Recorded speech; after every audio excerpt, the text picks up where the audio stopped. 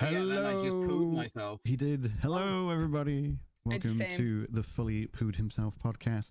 This is Peachy Pixelate, the pooer of pants. I am Bryan, the pirate, the stayer away from his pants, and this is Pulp Fictionally. She might have pants. You. Hey, what? No, never mind. That's Pulp Fiction. That's the one who shit her pants. It's all mirrored. I always forget because like I have it mirrored in some scenes and then not in others. So I'm looking at our video call. I'm not looking at the right. layout. So I'm pointing at you. Peachy is below you and I, so it doesn't matter for me. Right. So when you say, Am I being topped right now? What the fuck? You are being topped. Yeah. Okay. Yeah. It's a pyramid scheme. It is a pyramid scheme. The best kind of Tupperware. pyramid. Get your Tupperware out. Yeah. The Tupperware parties. Welcome everyone to another episode. We're going to be talking about the Switch 2 today, the Bazaar today, Ludum Dare today, a couple of other things today, many things, and also without getting political, I suppose a little bit of politics because it touches on what's happening with Switch 2, but we'll do it in a not obnoxious way, hopefully. Like, I know that games are an escape for people, but I think this is something that is actually genuinely important. Politics out my games. My favorite game is Deus Ex. Yeah. No, I mean, in this circumstance, it is very relevant because it impacted pre-orders. Yes. People are in, at least in the, I don't know about you guys, but in the States, we can't pre-order. Yeah, in the States and Canada, but we'll come to that momentarily. Yeah. First, I want to hear about Grease, Peachy. Oh, that movie is John Travolta, that other bird, and then Grease Thunderbird. 2. She had to get sewn into her outfit. I heard. You heard it here first. I don't. Did you? Wait, hang on. Is an Englishman? Is an Englishman telling a Welshman he's not speaking correctly? Yes, deal with it. We had a war about that. How many castles you built? Did it work? No. I didn't build any castles. I wasn't born then yet, Peachy. MEA's made don't legal again. No, he's a pirate. I'm a pirate. I have a galleon. He's a pirate. I just They sail don't the build. seas. They sail. Kent. We pillage. I'm He's from not Kent. from Kent. I'm not from Kent. I'm a northerner. That was just the funniest thing I could say to he's the Don't worry, my fellow Americans. I'm also confused. Scared and confused. Fret not. But yeah, how was your holiday? How was your jollies? I don't know. I'll tell you when I've gone in May. I thought it was this month. Oh. Oh, boo. Oh, I was actually genuinely looking forward to your first holiday. Buy us something. Yeah, go. What do you want to ask? Me? Yeah, did you not say you wanted to I ask? said no, Peachy, buy us something. Oh, buy us something. Sorry, I thought you said, "Can I ask something?" No. Fair. No, he hasn't gone yet. I thought it was last weekend. Apologies. I'm just preemptively going. Don't forget your souvenirs. Yeah. Yeah. You got to bring it back from Greece, and then you got to mail it to Pulp in I'll the mail you States. some Greece from Greece. Some actual Greece. Just some, I'll like, mail you the DVD of Greece. in Greek. I bet that is like localized would be the craziest thing to watch I'm ever. super down. I will cherish that. Do it. My husband and I will watch it every night as our new nightly ritual. It sounds like it's a wonderful idea. Musicals. I love musicals. How dare you? I fucking can't stand it. I've had to watch so many as well. I've seen fucking Hamilton. I mean, me. Isn't that supposed to be like genuinely good? I've not seen it, so I can't remember. No, it's You like very musicals? good. It's probably a banger, dude. I can't stand them. I had a friend who worked. She was backstage on the Broadway show, and God, it was so tempting. She was like, "Yeah, I could get you in." I'm like, "I don't want to go to New York right now." Right. But this was a long time ago. I don't even know if she still works the show. That was like 20. When was it really popping? I thought it was relatively recently popping. I don't like musicals. No, it was like 2018, 2019. All right, it's like sitting me in front of some sort of isekai fucking anime. Yeah, sure. I'm sure it's amazing. Well, I don't fucking care. That's fair. Well, if you haven't been to Greece, what have you been doing for the last 2 weeks since we last hung out here on this here show? I've been doing some gardening. Gardening? I removed an entire tree. Oh, And like my so, shoulders and neck can attest to that. so like full on like landscaping essentially, right? I mean, that sounds way more impressive than what I actually did. There was a tree in my grandmother's garden, and it's been dying for a while. She's like, "I want the tree gone," and I am a good grandson. I'm like, "I will get rid of that tree." Yeah. And my uncle gave me like hatchets and saws and loads of tools and stuff to get this tree out.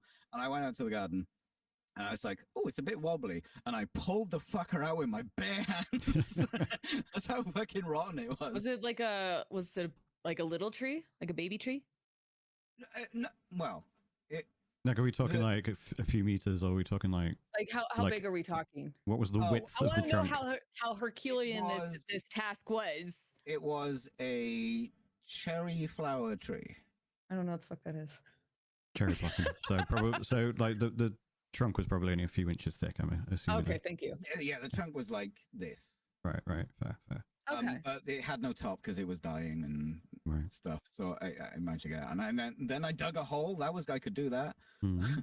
My neighbors Impressive. got to listen to my metal playlist, Right. which is pretty aggressive at the moment because it's summer.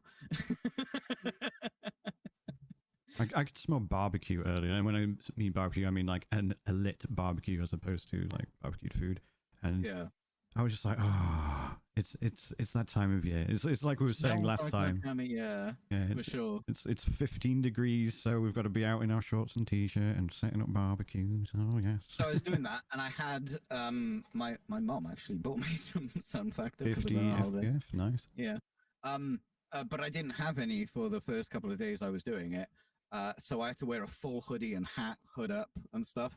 I was fucking dying. Right. I was in bits. But it's done now, and it looks. And she now. How has hot a is it there obelisk. right now? Oh, right now. So It's not probably, hot. Yeah. yeah, it's probably about 60, 65, Okay. roundabout. That's nearly the boiling point of water, Brian. What the fuck? Slightly below room temperature is like what we've been getting here for the last week or so. Although it It's started been fairly hot. raining in the last day or two as well. So traditional British weather. Yeah. Did you? But yeah, now she has an obelisk in place, which looks pretty cool. I was I'm about like, to say, did you just I'm leave trying to a see big hole, or did you what do happened. something? No, I dug a circle and put like some bricks around it. Right. Some like not building house bricks, like aesthetic bricks, Yeah. and then a big metal Oh. obelisk on there. And You're just some making tiny- it building obelisks. But I'm just building obelisks over here. I like it. Are you gonna build a temple too? I'm not, no. But she does have a little Buddha in the corner next to the obelisk. Oh, that's cute. Oh. I say little. It's actually quite a big fucking concrete thing. Large for a garden ornament. Large for a garden ornament. Right, Yeah, right. I mean not as large as like the Buddhas that you're thinking of at temples and stuff. Yeah, not yeah, quite that. yeah. 100%. Fair. How about you, Paul? What have you been up to for the last 2 weeks? Well, it's not snowing finally. Stop. Hey. Yeah, I mean, I just checked my weather because I was asking how hot it is for you guys. So we're at Celsius. It's 29. So it's been really nice. Mm. We went. Kevin and I went bowling for his mom's birthday Oh. on Tuesday. Yeah, I shouldn't have done that. Oh, okay. Because of my arm. My arm's still not fully, even though I've been out of a cast for over a year, I'm still not fully healed. Right. And I have like long nails. So Kev and I Kev did way better than me. He used to play baseball, so the speed he would throw those balls was like intense. Right. I need to speak to him because I've been getting into baseball recently. You should talk to him. He loves baseball. I have no idea what's going on, but I'm kind of enjoying it. Yeah, he used to play. He was varsity. So I haven't played. The last time I played, when I went bowling, was I used to go to a bowling alley a lot when I was in my early 20s to drink. Yeah, and yeah. then we would bowl. Place to hang out, yeah. Yeah, it was a place to hang out. And because there's a really popular one in Hollywood called Lucky Strike. I went there a lot too. So I was telling Kevin, I'm like, the last time I played, I don't think I was sober. So this will be interesting. Mm. And on top of that, I don't know how well I could hold a ball. So I had to use an 8-pound ball. Oh, you didn't employ the two-hand technique? I almost did grandma method. I was really stubborn though. Nothing wrong with grandma method. There's nothing- If it there's gets the nothing wrong ball with down the grandma. alley I get really stubborn with my injury. I want to be back to, or at least close to where I was. Right. So I feel if I don't use my arm, it's not. I'm just I'm babying myself. I need to at least You wanna try. strengthen it. Yeah. I at least want to try. So a couple of times I dropped the ball. I got a lot of gutter balls. It was great. Bless you. So yeah, if you ever want to feel better about yourself with bowling, just play against me. We'll do. We'll do. I But, think I- it's been nice. We had to unbury our cars last week. I had to replace my car battery.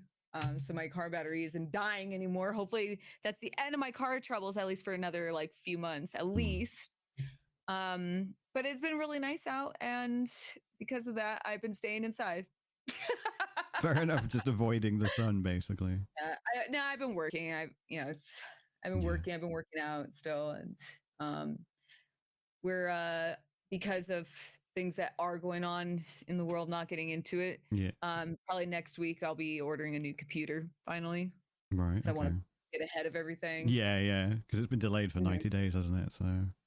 Yeah, Mhm. and I'm just gonna get a pre-built. Right. So hopefully I'll have a new computer in the next few weeks. Nice. Just gotta pay our taxes first. What are you getting? Like spec wise? I'll send you the specs. Okay. Okay. Cool. I'll send it to you. I don't know them off the top of my head, but I'm looking at the 5080. Yep. And I definitely need a new CPU. So I think the Intel 7, and I think RAM was gonna be 64 megs, and then 4 terabyte. It's going to be pre-built. I'm not building it. Yeah, that's fine.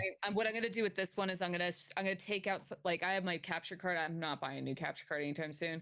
So I'm going to remove it from this computer, put it in the new one, and then take my drives out of this, because I have 4 drives on my computer. So I have a lot of stuff, like, from not just like my settings, but like just like all my work I've done over the years. Yeah. And I want to keep a dual streaming setup. I was considering that. I don't know the first thing about that. With a 580, you don't really need a dual stream setup. There are benefits, but it's not that's necessary. what Kev was telling me, because I was talking about it in my chat, and that topic of conversation did come out. Yeah. And I just don't know the first thing about it. It's not plug and play. There are teething issues you need. Yeah, that's and when audio being the biggest one. Yeah, and when I talked to Kev about it, he said that if I get the computer I've been looking at, which, you know, it's not gonna be cheap, but whatever, I need it. Some people turn their nose up at pre-built, but mine was pre-built. I mean, I picked the specs, but mine was pre-built. Yeah, no, I'm picking the specs. Warranty. And because if that goes down, I can't eat. So I got warranty. Like that. Yeah, no, that's the thing is I'm getting the warranty as well, and I'm just gonna finance it.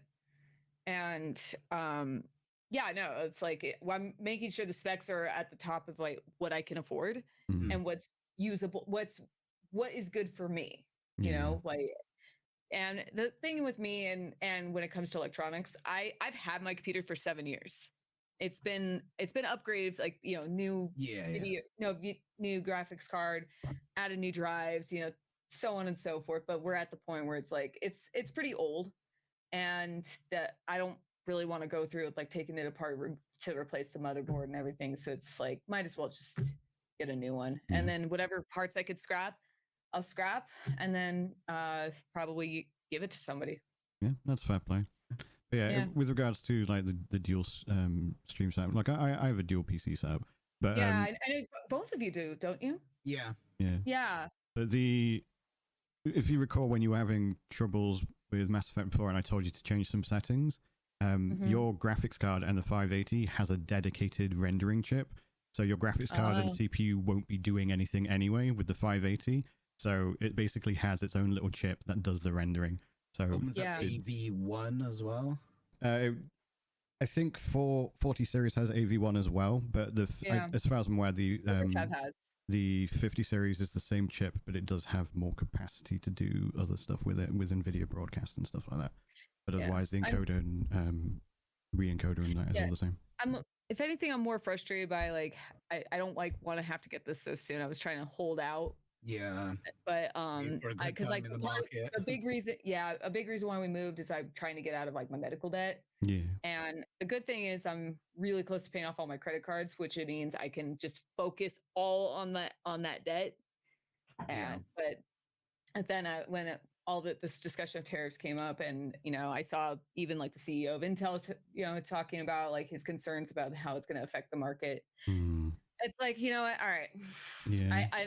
So this isn't like a really happy purchase. Like when I was discussing on my stream, I even said like I'm actually more angry about this than anything, If you because like have to do it now. I need because this is something like realistically I was hoping to wait until the end of the year to get my new computer, and then now it's like, well, I got to do it now. It might not be feasible at the end of the year. Yeah, no, and that's exactly why. It's like I don't want to wait and then screw myself and end up being like, maybe it's a $4,000 machine now is going to be $7,000 at the end of the year, and I don't want to be paying that extra money. So like that's not if there's anything, it's like I'm excited to get the new computer. I'm just not excited with the parameters around why I'm excited to do it. Yeah. That's fair play. What How are you, Bryan? How was Greece? How are you? How's Greece? Greece was amazing and imaginative and like not real, unfortunately. But Mr. the Pirate got a new tattoo. I did get a new tattoo. So for those I want to see the whole podcast just putting your hand, like finding an excuse to put your hand. Yeah. Ooh. Yeah. It like, went well. Like a girl who gets engaged. Do you want an apple? Can you see it? Do you want to just cheers to this? Yeah, but I do keep looking at it. I'm very, very happy with it so far. It still needs finishing in some places. Like I mentioned briefly at the beginning. So we were talking about it, and you were saying you didn't get swollen, and yeah, that's really good. Yeah, it was hand tattoos are the best. It was quite funny because the lady who tattooed me is an old friend of mine. We used to go drinking back in the day all the time, and her name's Lucy. She's based in a town called Hucknall, just on the outskirts of Nottingham. Sempiternal Tattoo Collective, if you are interested. And basically, I did the design myself and sent it to her about a week or so ago. And then when we got in, she was like, I wish everyone was as prepared as you. Like, because I was like, oh, do you want it in PDF? Like, so you can edit it and change it and make it easy to print? And she was like, no, just send me whatever. And then we put it on, like, lined it all up, talked about some things. Like the fingers, at the moment, we've only done like the line work because I wanted to see how it felt. And I'm not going to go all the way around because I do climbing. So have you noticed how often you bang your fingers since you... Well, I've actually been really careful with it. Like I've booked the week off, so I haven't been at work or anything. So that's good. I've literally been able to stream pretty easily with it, and like none of it's like fallen out or anything like that. It's healing really well. Like from the scabs. Yeah, nothing. Like the fingers are actually like super nice. That's good because you're on your hands. It's lines, so at least when you get it more filled in, it might be a little more stiff. Yeah, 100%. That's good because at least you'll have more full maneuverability of your wrist by that time. Like that's been the worst bit. Like on the wolf, there's the nose bit there. That's probably been like the most awkward bit because that's gone into like the thickest scab, whereas everything else was like fine. So occasionally bending my wrist was a little bit annoying, and it gets itchy. Like that one bit, like all the others, like, yeah. Well, that's the thing. Like all the other scabs like come off, but it's just that one bit. So I'm just waiting for the next day or so, and then hopefully that'll be done. What are you using to heal? Did you use the second skin? I'm using Palmer's cocoa butter formula, and it is delicious. Is Epicens not the thing anymore? Do you know what I use is I use baby rash, like diaper rash, like ointments. Well, because it's medicated, it's designed to help reduce the pain, and it doesn't have any scents or any of that. You just do a really thin layer. It's amazing. Yeah, we usually have like hemorrhoid cream or whatever recommended here. Hemorrhoid cream works. Yeah. People think it's funny, but no, think about it. That goes on the most like that.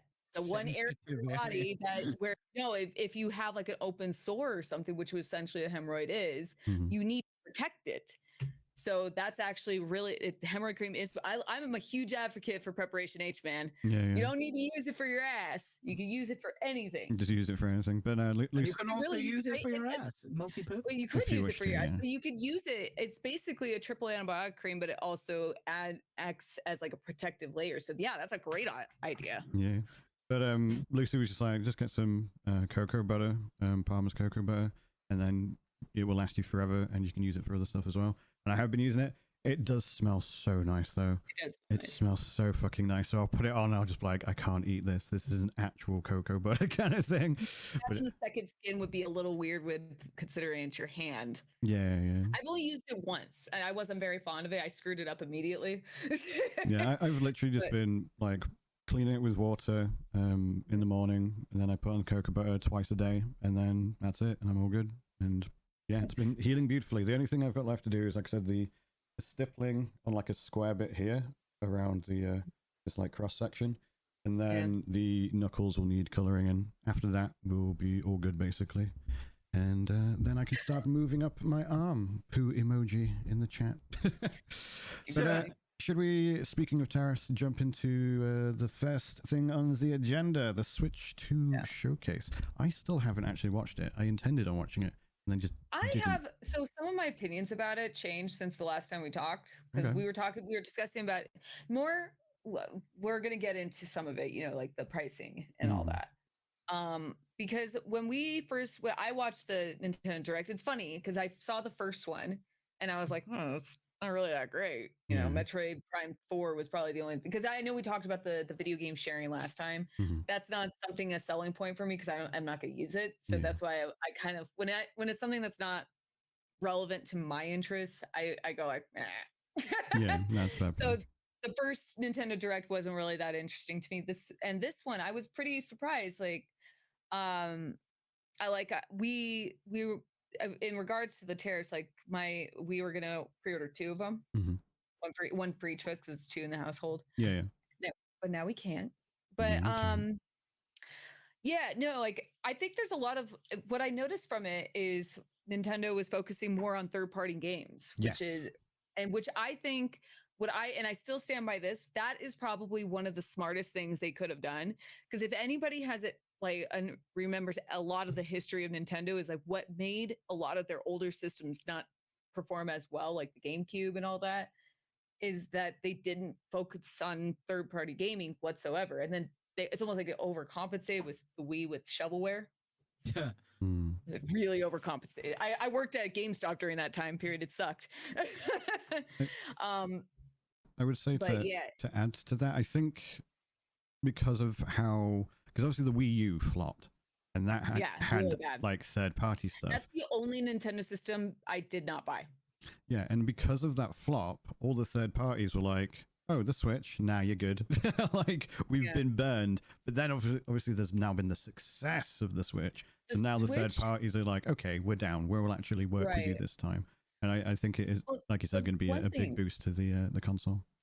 The one thing I will always give Nintendo is their innovation when it comes to their systems is always impressive. And regardless of whether, like, because the one most common complaint or criticism you always see about the Switch is like the graphics aren't that great. And it's like, I don't give a fuck, dude. I really don't. You're not playing the Switch to look like a PC, or 100%. It's a ridiculous shallow complaint. Yeah, where do you stop with that? Because basically you don't stop until you get to a crazy ass PC. You don't, right? It keeps getting better. Do you know what I mean? And regardless, if Nintendo has like their a lot of their flaws, a lot.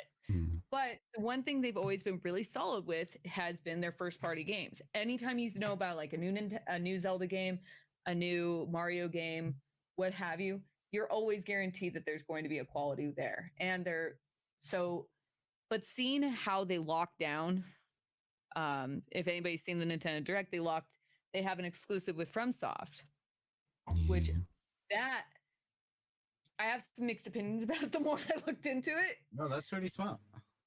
But I think that's probably one of the smartest things they could have done is you lock in some sort of an exclusive, because they did that a long time ago. I don't know if you guys remember, but the GameCube, they did that a long time ago with Capcom. Resident Evil 4 originally was only for the GameCube. and it didn't sell well, unfortunately, because not a lot of people owned a GameCube. Everyone had played PS2 or mainly PS2. Let's be real. Yeah, let's be real. The PS2 ruled the fucking world back. Yeah. Like some people did like Xbox, but Xbox did get it got dogged on a bit. Like I remember with the Xbox, I couldn't hold the controller. The first the original thick fucking thing. Yeah, that thing was huge, man, and not in a good way. I remember playing Halo on that thing. Oh my! Crazy. I couldn't. It took me. It wasn't until they redesigned it I could actually play Xbox. I legitimately could not use that controller. I used to have to put it on my leg, and you like really to use two hands to use it because it was fucking massive. The Xbox was tiny hands, but hardware wise, or it was the most powerful. The GameCube, it was crazy because the PS2 was way behind all of them when it came to how like graphically capable they were. But anyway, what I was getting at is I remember that PS2 that had DVD. It did. The You're PS2 right. gave you a cheaper DVD player than if you bought a DVD. That's right. It was nah, yeah. And then was it the 360 who had like the HD DVD? Oh God! You remember that? HD. Because it was the PS3 that had the Blu-ray, Blu-rays, yeah. and then the They 360 had HD DVD. Oh my God. Yeah. But anyway, but I do remember that was something that Nintendo did a long time ago with Capcom, and it didn't end up really working too well in their favor because it wasn't incentivizing enough players to want to pick up a GameCube. So that's why when the contract expired, Capcom immediately put Resident Evil 4 They probably would have anyway. They were going to do it anyway, but let's see.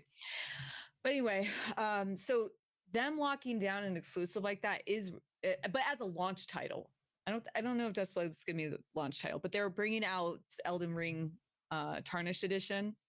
Yeah. Which, I mean, I think I think everyone's played it at this point, but that's still a good idea. I mean, if you consider the audience, like, we are the sort of people, if we were given the option to get a Steam Deck or a Switch 2, like if someone was like, you can have one or the other, I think at least me and Peachy are going to go, well, Steam Deck, because Steam Library, because PC, handheld, as opposed to Nintendo. We are locked into an ecosystem.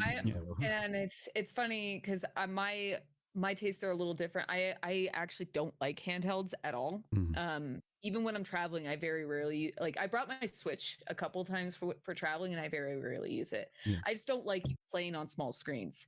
So I can respect that. Your original Switch does have quite a small screen if you think about it. Like, it's much bigger than what we used to have with handheld. No, but I mean, in general, like, I mean, I owned a PSP. I barely used. I had a 3DS. I had all the Game Boys. I just never.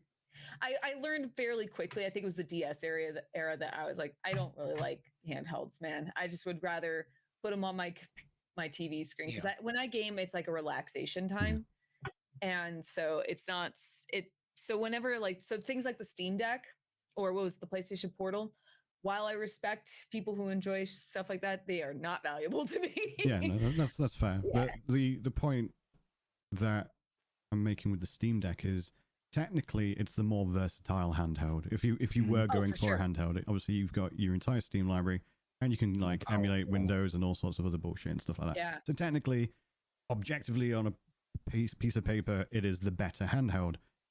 It's probably sold like a few million, as opposed to the Switch that sold hundreds of millions. Like I think it's like 300 million or something stupid like that. Look at the clientele, right? There was 2 different times with the Switch where it was so hard to get one of those. I remember the first time was when it first came out. They massively underproduced, and it was incredibly difficult to find one. That's why I have 3. At the time felt like false scarcity. It felt, it could have been, but it also could have been that. I mean, you're probably right. I'm more leaning. It felt like that. I mean, I've not seen numbers on that, but it did feel like they could have made a lot. The second time, though, I don't think that's the case. I really don't think that was the case at all. The second time around, I think with COVID, it was just so. It was so unprecedented. That's when I bought my Switch. Everyone wanted to Switch then, and because Animal Crossing was came out at the perfect during COVID. Yeah, and so I don't think that second time was a manufactured scarcity. I think that was actual scarcity. I think that was the case there. Yeah. Because like I ended up getting Was the Animal that around the time there were silicone issues as well? Yeah. The Panama Canal or whatever was clogged up for like half a year, and a bunch of other shit as well, all popping up at the same time. Yeah. Yeah, so there's the conductor shortage. There was a lot of stuff that all just like stacked on top of each other. Lined up, yeah. I know that because at the same time there was a scarcity issue with PS5, but that had something to do with the chip, like a certain chip. That was silicone as well. Yeah. It was pretty much like anything computer based on, well, cars and everything. Anything that had a computer in it, which is most things nowadays, were just fucked in terms of production.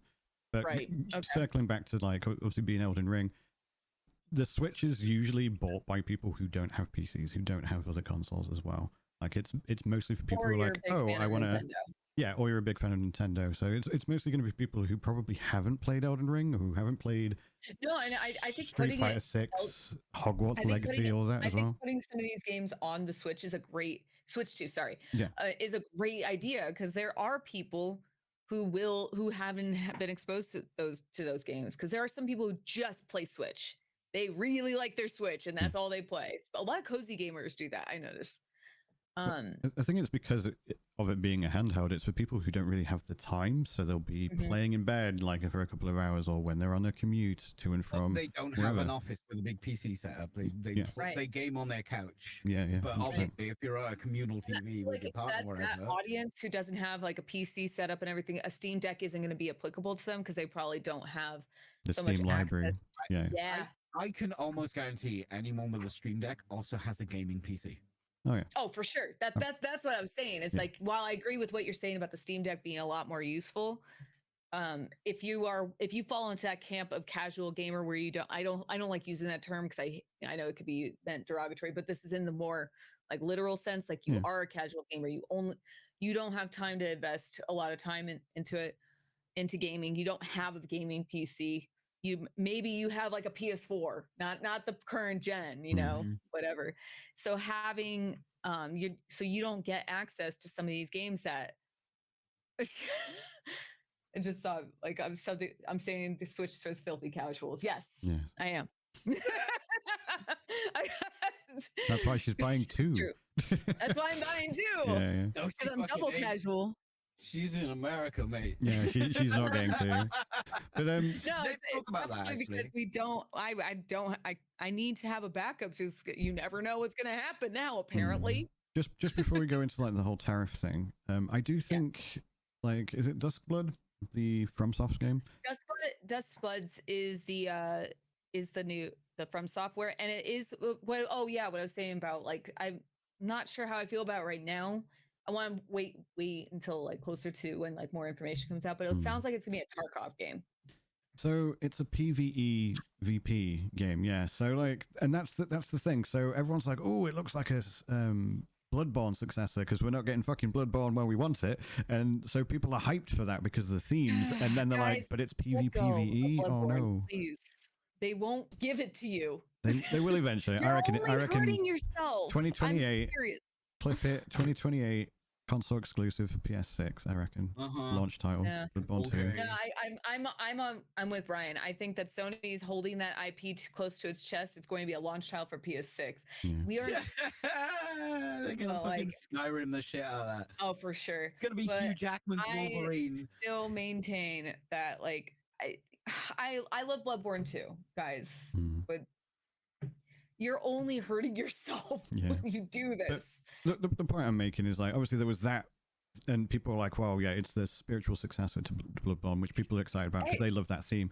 But then it's PvPvE, so people are like, oh, I wanted a from what I understand, game. I've been looking into this, is that Miyazaki has said that he's always been interested in this type of gameplay.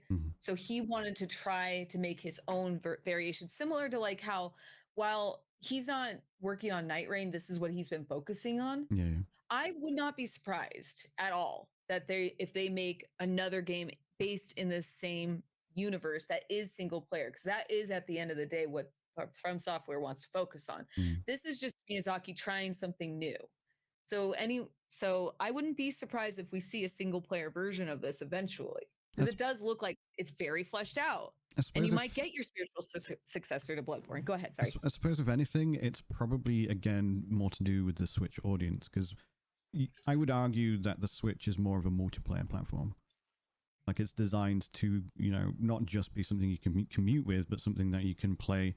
Oh, you've got a Switch as well. Let's play locally with each other and stuff like that. Here's a controller. What I gather, what I gather from at least how they've been more with how the Nintendo Direct kind of showcased the Switch 2 is, I'm hoping in this case, for the sake of everyone who gets one, is one thing that Nintendo always fell short on was online capabilities and multiplayer, like online multiplayer, which is it's a little frustrating because they do have games with multiplayer capabilities, but it just has always fallen short. It's so a shambles as well. Yeah. Oh my god. Online experience. Yeah. So I'm hoping that these announcements coming out with like Street Fighter and Duskbloods and everything is that the Switch 2, there will be more, because it doesn't look like they changed up the design of it too much. It looks very similar to the Switch. Speaking of that, hardware-wise, they're not using Hall Effect thumbsticks. Oh, is that right? No. Yeah, so they're not, but from the previews, people have been saying that the thumbsticks are fine. They're bigger. Yeah, I'm sure they're fine. Like my thumbsticks were fine until I got drift. Yeah. You don't know until you're like half a year into it. I don't even use, if I can, I don't use my Joy-Cons. Yeah. I have I think it's, I use a Pro controller. It's just, I'd rather not even, after my first Switch, that's why I got the second Switch. Besides the fact that I liked the Animal Crossing one, but like my Joy-Cons were drifting and I was planning on getting new Joy-Cons anyway. So when I saw the comes with that and they're attached, you know, so that is a major point that needs to. That is something I really hope they've addressed, because they have said that it's better than the other one. They have like said that, but it's very compact, right? I know. I was fully expecting Hall Effect. Haven't they technically already fixed it with like obviously the later models of the Switch? Like it was only for like the first. Well, like, I mean, I have the OLED. I have a later model. I have a later model. The second release, and so I have drift. I have so the first one I got drift. And I remember losing my mind because I didn't know about the drift yet, and I was like, "What the fuck? Why does it keep going over there?" It's not actually guaranteed for everything. It's just susceptible to drift. I did use the Joy-Cons quite a bit on my second one, my Animal Crossing one, and I don't have any drift on that.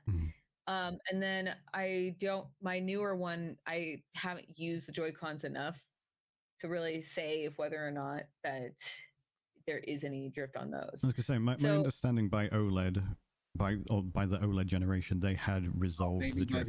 Yeah, I mean that's great. I mean, I have a different complaint with my OLED, is that the design keeps rubbing off, and it's like, what the fuck? Is it the Zelda one, or was it the Zelda one?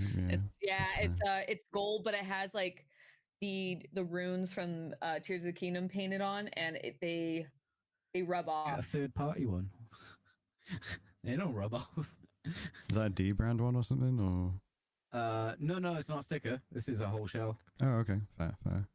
I bought a shell, I think, for my old one, but if you're not like up to date and very adept at very small electronics, get someone else to do it. Because oh my god, is it a fucking faff? Yeah, that's why I didn't put it on. It was because when I got the shell, I was like, how the fuck do I get this thing? I don't have a screwdriver that small. The shell was a bit fiddly, but it was okay. But the Joy-Con things, there is so much tech. Like when I opened that up, I was like, okay, fair enough, Nintendo. Jesus Christ, did ants make this? This is mental. Is yours a light though? No, normal. Oh, it looked like one piece. That's why. No, that's because the shell looks so nice. It looks like one. But yeah, so speaking of like the tech, the screen is not OLED, but from the reviews that we've been seeing so far, people have been like, it would have been nice if it was OLED, but I am not like noticing the fact that it's not OLED. Like I'm not Like, say I have it, I'm not there going, oh, I wish this was It's OLED kind of thing. Like, it's right? good enough. There's your avenue into a pro version, right?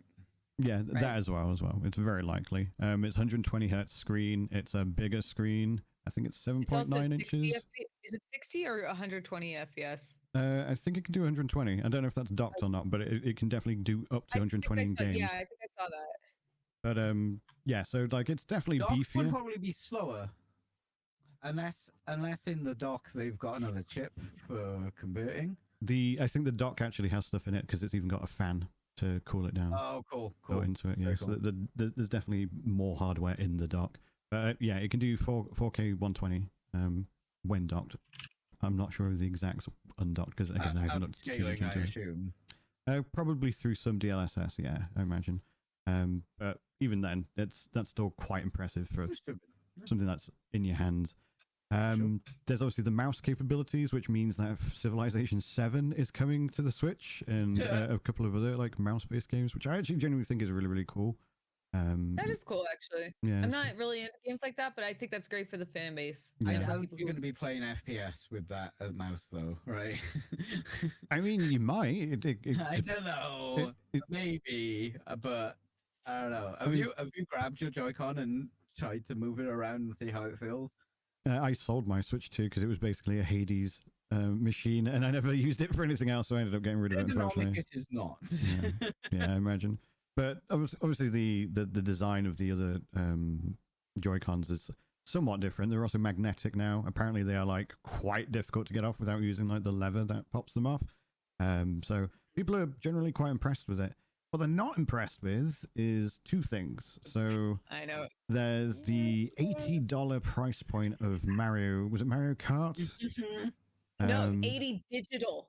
90 for a physical. Yeah, for the digital version, and then for the physical it was 90. And so this is why I was saying I wanted to go like some news changed because at first I was very, very positive about it when I first saw it, and I didn't pay attention to that part. And when I saw it, it's like, there was a lot of discussion I saw around GTA 6 potentially doing the $80 net price tag. 100 is what we were seeing. Oh no, that was 100. And I know one of the biggest critiques around that, and I do support this too, is that it will set a precedent for late down the road for other developer publishers to be selling their games for the same price. AAA, you're right. AAA. Yeah. So just to briefly interrupt, it is specifically on a game-by-game basis. So Bowser, the American head of Tornado, did come out and was like, it's not going to be all of our games. It's also certainly not going to be third parties. They will dictate their own prices. So not every Nintendo first-party game is going to be $80 to $90. It's okay. So that's good that there's a caveat to that. Yeah. One thing that is disgruntling people, despite that, like even for the $80 to $90 games, is in some cases you're not actually getting the game. You're getting a code. Like, I saw that. It's like I remember I was watching videos of one of because I guess there's certain games now on the Switch where you get a card, but it's a download. Yeah, so you still have to be accessing the internet capabilities in order to play the game. Yeah, so that also depends on if it's third party or not. So again, Bowser came out and was like, first party games, if it's the upgraded things, you actually get the original like Switch game, and then you also get like the software that upgrades it for Switch 2 on the same cartridge. But in some cases, for third party titles, it is literally just a installer on the cartridge that will then download the game. So like obviously for video game preservation, people are a bit like, oh, do I really want to pay $90 for that if it's going to be a $90 game, things like that. So there's that side of things. But then of course there was the MSRP, which was $450. Or is it? Because of course the tariffs have kicked in. Bowser actually said when they made the price, they didn't take into account the tariffs. Yes. That says nothing, because does that mean we would have priced it higher or we would have priced it lower? So Nintendo had already moved a lot of their operations to Colombia and Vietnam in like prep for fuckery from the previous like Trump administration when he was talking about tariffs, like back in not 2020, but the Yeah, that's why the they time before. moved where they were the manufacturing. That was actually a reaction to the last term. Yeah, so that was like between 2016 and And 2020, and then of course. Let me preface this. We all have our political opinions. We're not going to get into those. We're just discussing the facts here. So regardless of like what you feel or how we feel, like this is just the layman terms. Yeah. This was a reaction from Nintendo's reaction to the last term's tariff discussion. By them, that was them moving where they were manufacturing their hardware. Yeah. So Nintendo thought they were safe, and then obviously the return of the Trump happened, and then they were like, actually, Liberation Day, baby. So because of that, they're withholding our pre-orders. Yes, because they've slapped tariffs on Vietnam and is it Colombia or Cambodia? It's someplace beginning with C. But like they've been hit with tariffs as well. And then of course China with the bigger tariffs. Everywhere. It's really everywhere. And China, like, yeah, it's a lot. Yeah. And the one thing I understand what Nintendo's trying to do, because they don't. That at the end of the day, this is their bottom line. This isn't them trying to think like trying to be altruistic. Like they want to make the most sales, and they know if they're manufacturing in a country that's getting slapped with tariffs, that it's going to impact their sales. So them withholding or pausing, sorry, let me not say withholding, they're pausing the pre-orders for America and Canada. They're trying, I mean, this is them trying to strategize again. Yeah. But unfortunately, it came at a time where they announced this and then not like almost immediately after. Yeah. Where the tariffs announced. For those wondering why Canada has been affected, by the way, the assumption is that it gets all imported into the States first and then shipped across the border to Canada. That's why Canada's been affected. Yeah. So that's an example of like, I was joking about it on my stream. I was like, oh, you know, first they came after the immigrants, and then they came after like your AI jobs and your crypto. And I did nothing. but now they've come for the gamers, and it's like they've come after Nintendo. Well, it's actually like a really striking real world example, because one, it's very immediate. It's something that has literally gone, oh no, you can't actually buy this because of this new thing, and also the impacts of how it does affect other countries. Canada, who has nothing to do with the tariffs technically, is being impacted by it.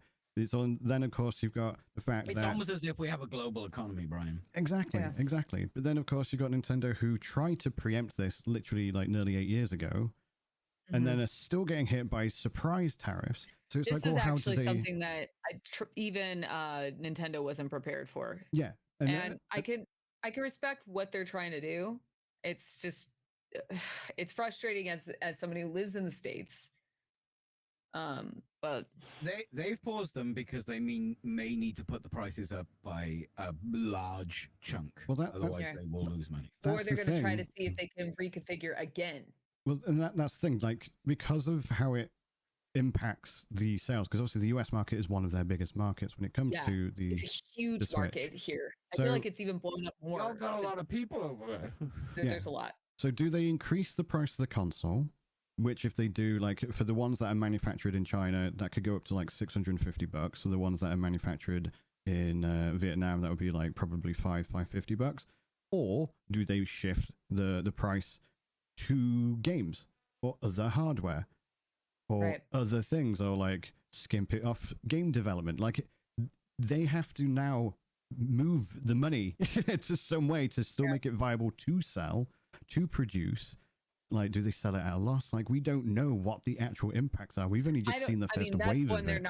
They're not gonna want to do is sell it at a loss. But the one thing that does impact this a lot is, and sorry, like, before you go on, were any pre-orders bought before they paused them?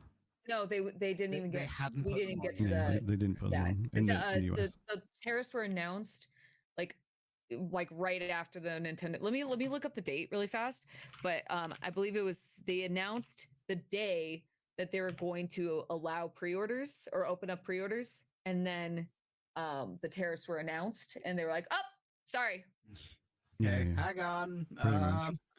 Yeah, because I think it was on the 4th. 'Cause it was April 9th was when the we were supposed to be allowed to pre-order. Yeah, so I think the showcase was on the 4th, then Liberation Day was the 7th, and then the pre-orders were supposed to be the 9th. And then obviously that timeline, very small and compact, everything got fucked up. Yeah, exactly. It's going to be available, but you will be paying through the month. So I'm not calling it Liberation Day. When the tariffs were announced, it blindsided Nintendo. It's like it's terrorists. I'm like, what? but that's what happened. Is it blindsided Nintendo? So they already had the plan set in motion that they were going to open up pre-orders their online. marketing technique is like everything they put through is they're ready to go on these numbers with some wiggle room in case things happen. But then this is huge. But this was, I mean, it wasn't unprecedented, but it was at the same time, like from a business point of view, we knew this was coming, but I don't think they expected it to be like this. Well, they just expected it to be China. They were like, we've got our factories in Vietnam. They can make the US ones. And then it was like, wait, Vietnam got hit as well? Like, but why? Yeah.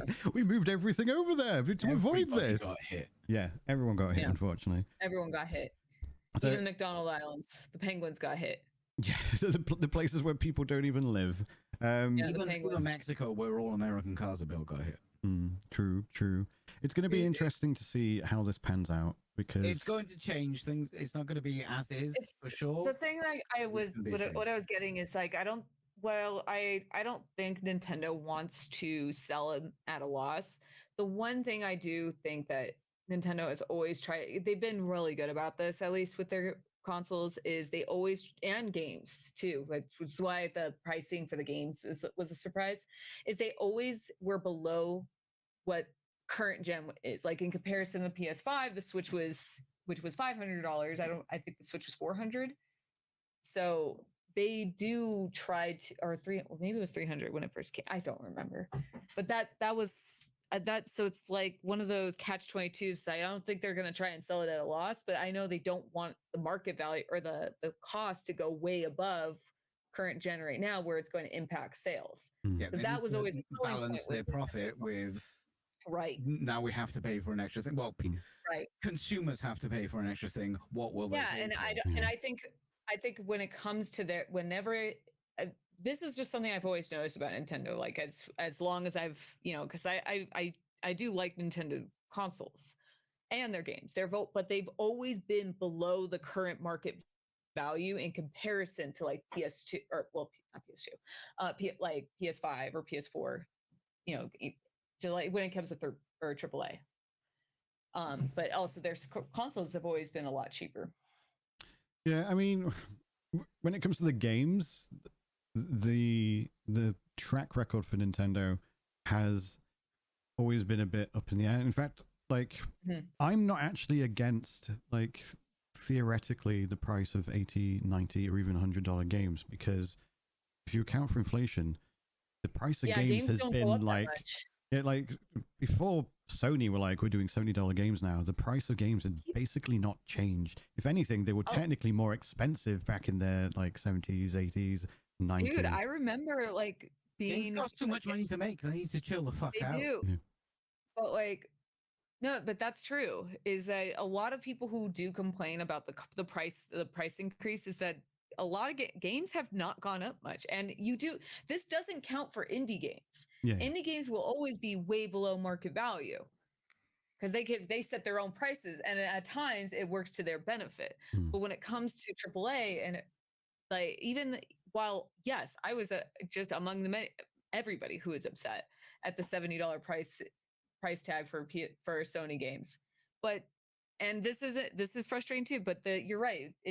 They haven't kept up with inflation. They've kind of stayed more stagnant for the most part. And Nintendo games, I think this whole time has been like 50, 60. Well, I think the biggest issue is there's obviously a handful of things where it's the state of AAA gaming. So you've got microtransactions are being snuck into single player games. You've got poorly released single player games because they're buggy or whatever, and they need day one patches or subsequent patches thereafter. You've got just microtransactions in general, things like that. So that's obviously got people a bit salty with the fact that they don't, for the most part, feel like they're getting as good as AAA games as they should be. Then you've got the manufacturing costs and stuff and the production and development costs. And if the games didn't have all of that bullshit to begin with and actually provided like a replayable experience, you know, like Elden Ring, Baldur's Gate, things like that, I think people will go, I'm going to get hundreds of hours out of this. $100 is quite feasible, actually. You know, that is something that would be a much easier pill to swallow. But because Not it is hours played are coherent to how much you should pay for a game. Yeah, but we just use that as an example. yeah. So like at the end of the day, like if it wasn't for the state of the industry being so fucky in the first place, I think a lot of people would actually be like, you know what, no, that's fair play. Like I've just paid like $20 to go see a movie, so why wouldn't I like spend $100 for something that's literally gonna probably last me for a year's worth of entertainment? You know what I mean? So I personally think that giant AAA publishers charge what they feel they can get away with. I I do agree. think that is obviously They slipped will I mean, into it. push as far as they there can until they have to bring it back a bit. if these AAA developer or publishers, not the developers specifically, but Developers yeah. are trying to make a fucking bit of art, and the publishers. I mean, like, the thing, squeeze it. yeah, Hmm. yeah, I know. So that's why, like, I that's why I caught myself with like, I don't want to go after developers, but the publishers at least. The thing, I wouldn't mind if paying those price tags for AAA, considering when you look at some AAA titles, like how much money goes into it, how much work goes into it, how many people are working on it, for sure. But not if there's going to be microtransactions and if the game comes out broken. Yeah. That's always the problem. If it comes out like because that was Game Freak, but with one thing when it comes to Nintendo games is where their first party titles like Mario, Zelda's, there's They usually tend to no be of the higher quality. yes, and that's why like I'm saying I wouldn't actually have an issue paying $80 for like I would have an issue paying $80 because fuck off. well okay but But no, I know what what I you're mean I fully yeah agree with what you're saying. when The for quality. example like Tears of the Kingdom, fantastic huge game, you could get so many hours out of it, and if I remember correctly, there aren't any microtransactions whatsoever. It's a complete game when you get it, and that's AAA fine. game says If a it's this much, and the quality will vary wildly, and the fuckery will vary wildly, and the mismanagement will vary wildly. And that's where there is I'm no with trust you. for us as gamers to give a Look at giant Ubisoft. company 80 quid. Yeah, look at Ubisoft, like Yeah. how their they games fucked come out. themselves into oblivion, and then they did For sure. a very low bullshit game, and everyone's like, "This is great." Mm-hmm. And but that's what's so great. Like that's where this conversation, you know, when it comes to the like, if a game is worth that much money, it should be. We shouldn't have to worry when we there's certain AAA developers that when we receive them, we're like, I don't mind paying that much because I know it's going to be good. I know that it's going to be of the highest. Like, actually, I think Alan Wake 2 was pretty. It's trust. It's market trust, right? No, you're for sure. Well, like even like I would use like Alan Wake 2 was a good example of a game that came out. It was phenomenal when it came out. It was complete. They added more free content later, and I think that was actually under $70. Yeah. So 100%. And I consider that a AAA game. I think timing also plays into it, the state of the world at the moment as well. It's only fucking money. Right now, a good point was brought up is that wages aren't keeping up with inflation either. So if you're going to increase the prices of these games, but people aren't making more money, and that's more of a societal issue, where it does a luxury item, which I guess they kind of are. Gaming is an expensive hobby. Let's not fuck around with that. But if you like, it doesn't have to be. No, it doesn't have to be. If you're following the trends and the bullshit that is pulled, yes, it's very expensive. Right. If you can withhold your FOMO from all the manipulation that is fired at you from advertisements, it's not that expensive. Games cost too much money to make. I'm not saying that that's like they did that work and they shouldn't charge this money. It's like that work is wrong. This needs to be fixed. All this shit here, and then we can pay for whatever. If we have trust, and like you said, like if they made a Control 2 and they said it was 80 quid, like, yes, I trust this series. You and I both know. We We all know that that's a quality developer who puts in the time. They make sure that their releases are But unfortunately, this is not how AAA works. It is No. squeeze, squeeze, squeeze, bullshit, bullshit, bullshit. Why? What? Why are you complaining? And Games when cost it a lot of comes money to make. And we are in Short-sightedness of agreement, these and we are in agreement that Nintendo first-party games that are developed by Nintendo, I don't have a concern about that. I know it's going to not 100%, but it's no. yeah. I mean, there's like benefit of the doubt gets the given for I a could think first of party game from that had a Nintendo. problem that had problems was the last Pokemon games, but that's why I said it. But that was Game Freak. That wasn't Nintendo who developed those. It was published under Nintendo. Yeah. So that is still first party because it's published by. okay, fair. That's fair. But no. In general, you see a Nintendo stamp of approval or whatever. Right. You're like, That meant something at one point. Remember years ago, the little gold emblem. If a Mario game comes out, you'd be like, yeah, that won't be shit. They're not gonna. No, I agree. For sure. Yeah. But there's no trust left for those. So and that's why people are angry, and I think rightly so, because of the short-sightedness of people do have a right to be angry. You can be upset. Like that's no one's saying that you don't have a right to be upset about this price increase. Because I do think it does create a precedent too. Because now other AAA publishers, I gotta say publishers, sorry. Akin to shovelware for 80 quid because that's what the market dictates now. Exactly. Yeah. So they're gonna see that $80 price tag for a Mario game, which we as consumers know that like if it's like Odyssey 2, I don't know what's gonna be the next Mario, but like let's just pull it out of my ass and just say Super Mario Odyssey 2. We know how well all those the mainstay Mario games play. We know about Smash Brothers, how well those games play, even though Smash Brothers has in-game purchases, which that's like I feel like we're like spinning wildly out of control. Well, no, but that's like the exception to the rule because for the most part, there is no trust currently in the market to be doing this. There's not enough trust. Build up trust, well, especially now. The global market's just is so unpredictable now. It's like right now is the worst time to be introducing this sort of concept. Absolutely, 100%. Let's jump to break, and then we can come back and discuss about the games that we've been playing. Mics will be hot, music will be playing. Go get yourselves a drink, maybe have a poo, weigh yourself before and after. BRB. Oh. Welcome back, everyone, to part 2 of the Fully Rented podcast. We're going to jump into some gaming talk now about what we've been playing and keeping up with. Peachy, do you want to take the lead on this one? Okay, it's time for the indie section, which every fortnight is called Peachy's Got Indie Gestion. Jesus Christ. There's some over-the-counter medicine for that. True and real. What was I going to talk about? Oh, hang on. I've got a Chrome. I actually don't see the list this time, so I don't know. I can comment on this one. Where's my Chrome group tag? It's here somewhere. Oh no, that's Bryan. Oh my god. There we go. Right. So Peachy's got indigestion.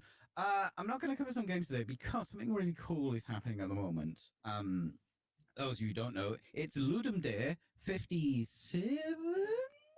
57 is Ludum Dare 57. If you don't know what Ludum Dare is, it is a game jam. It is an online game jam that's been going since like 2002, before game jam was a thing.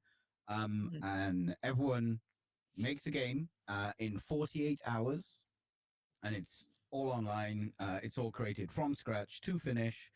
And you get 48 hours. That has just passed, and in just under 2 weeks, they will then judge the winners. Yeah, Ludum Dare is really cool. There are a bunch of games. If you want, you can actually play all the games. They're all on itch.io. If you just go into browse and do the search tag for Ludum Dare 57, you can see all the brand new Ludum Dare games right up there. And I think you can play all of them in the browser. Don't quote me on that, but the majority of them will be able to be played on browser. So you can go over to itch.io and check them all out. And there's some really cool things. 57, the theme is depth. Whatever you take from that. A lot of them do seem to be water-based, but there's some cool ideas on depth, like the depths of space, or mining down to the depths of hell. Actually, there's an idler about digging down to hell, and you just get better and better shovels, etc. which is pretty funny.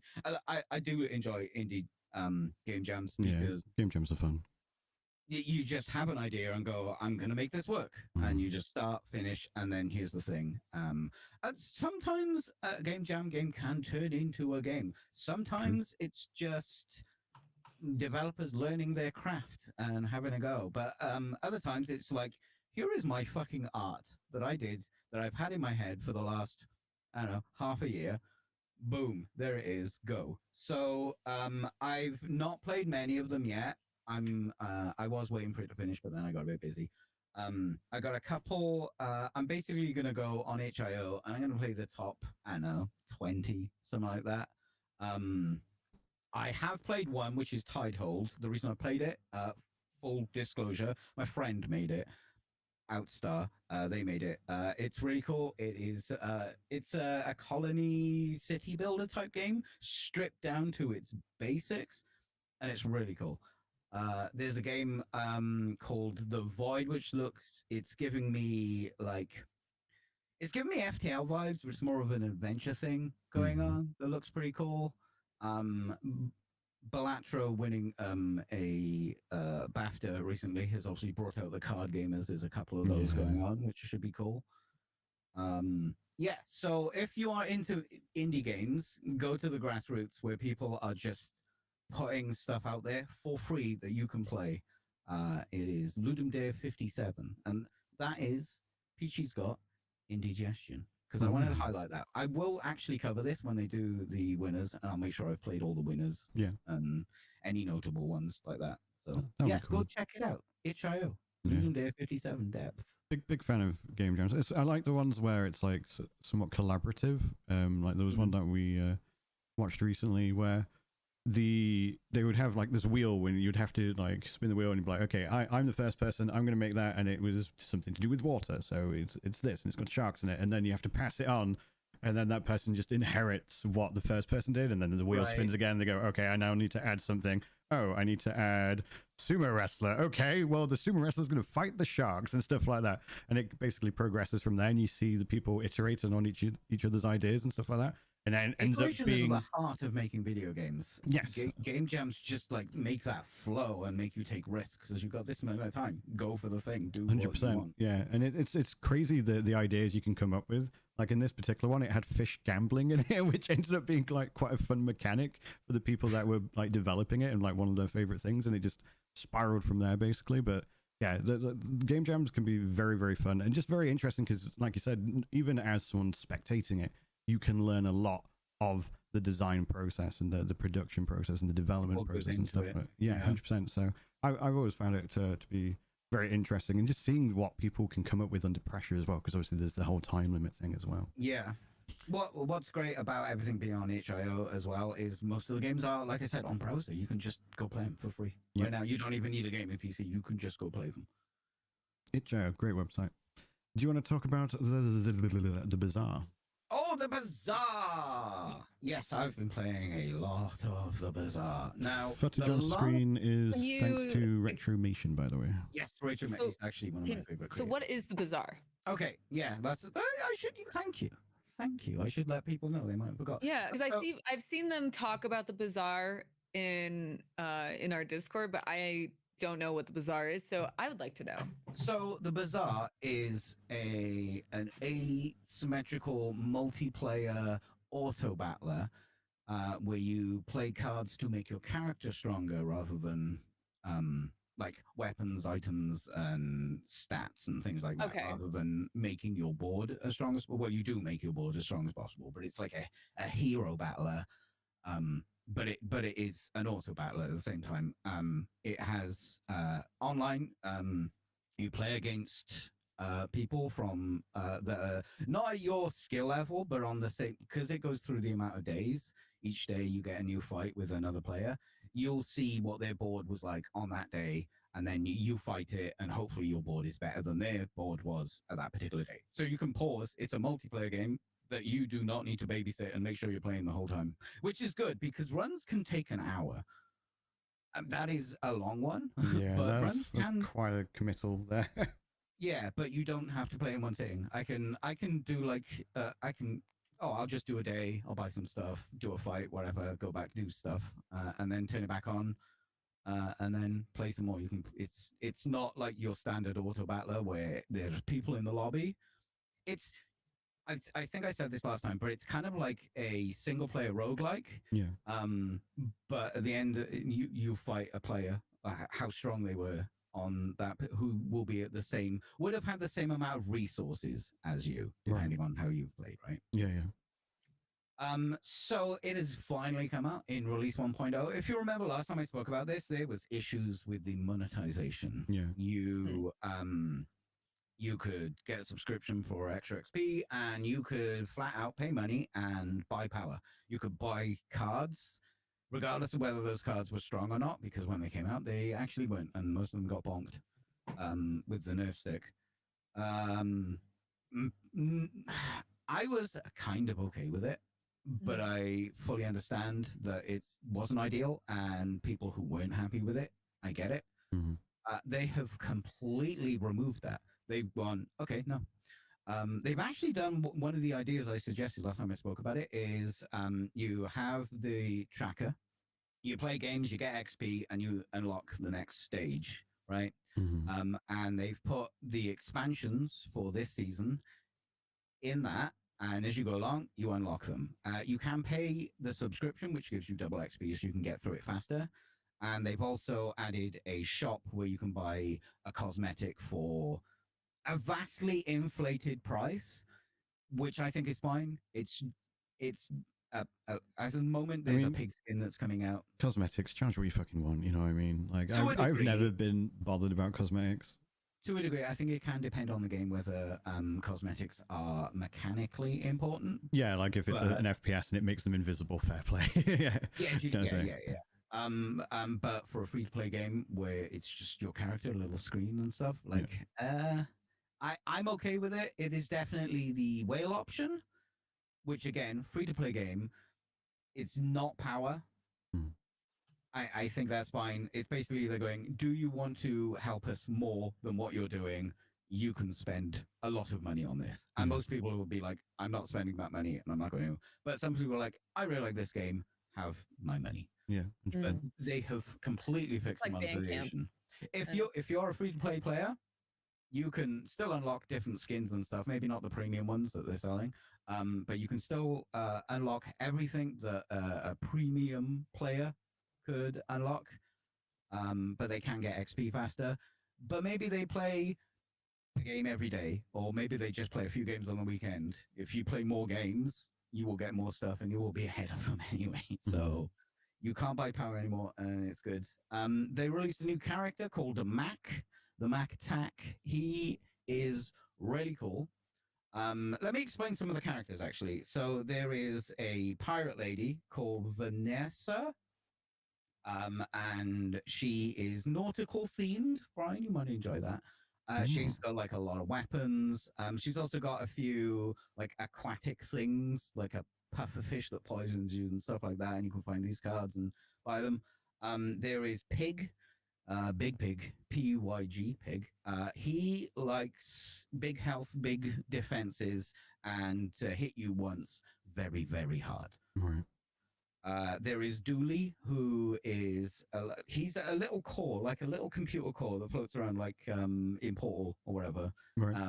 And he can get weapons or friends or different techie things that speed him up and stuff like that. He's doing quite well at the moment.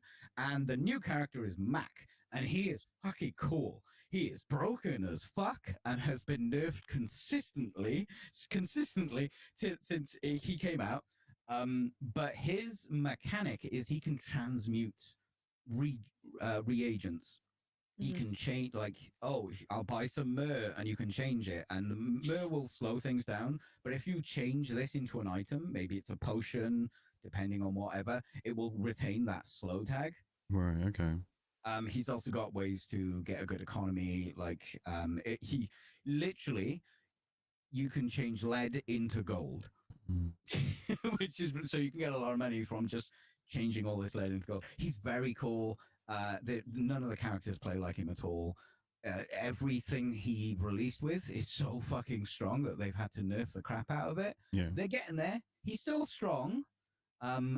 Because the way Pig plays, the big guy that's got a lot of defenses and then at the end will hit you really hard. He's not very good at the moment because Mac will just go poison, poison, poison, poison, poison, poison, and you're like, well, I'm gonna hit you in a minute. Hold still. Right. So Pig's not very good at the moment. He's there needs to be some tweaks. This character's literally just come out. The game has literally only just released. And they're very good at are they good at balancing? They are very good at addressing balance issues and going in and changing things. I was going to say, because last time we were talking about this, you were like, oh, it's really, really balanced. And because we were using Kriparian's footage, he started popping up in my recommended. And all of his recommended videos was literally like the day after, this build is broken as fuck. And I was like, Peachy, you said it was balanced. And he did like 3 videos back to back. The problem is those 3 characters they had before have been in development for a long time and they've been tweaking and working and stuff. Yeah. And then 2 packs came out fairly recently, and then we've got two packs came out with this expansion this season, two expansions and a new character. And they're trying to find the right place, but they like consistently they are like bonking stuff and going, that is way too strong, let's chill that out. This is too strong. Potentially head off some cynicism or maybe reinforce it. You don't pay for this character, correct? No. Cool. You use in-game gems that you get from opening chests, which you get from winning. That was just people to head off people who would be like, well, yeah, you buy the new character because it's the most powerful kind of thing. You can't pay money to get the character. Yeah, that's good. There's no way. You have to use the in-game gems, which I don't know if you can buy those gems or not. I don't know if anyone's doing that. I don't know if you can buy those gems. Do you get them through this track thing? So through the track you get chests. Chests in the game can give you different cosmetics for your cards. They can be like a little bit wobbly for underwater, and there's loads of different ones. You can get boards, so like your thing falls out and then your cards go on there. You can get different boards. Different. I don't know what it is. It's like a towel or something. And then you can get boards that look differently. And you can unlock all these from chests. The only thing you cannot unlock from a chest at the moment is the premium skin that they're not actually selling yet, but it's there in the store saying coming soon. 4 months ago, you could buy gems. Okay, so it is possible you can buy gems. Okay. But if you're free, you get... I am not hitting for gems. I'm really not hitting for gems. No, and I just bought a big gem item as well, so maybe there's pay to skip, but there's not really. You can't just go, I'm just going to have that character now. Well, I mean, you can because you've got all these gems, I suppose. There is an argument to be made there. Like, again, it's a very cynical argument, but it is something we have seen in the industry before, where it's like, we've got this new thing that you can technically pay for to earn quicker, or with an expansion like with Diablo 4.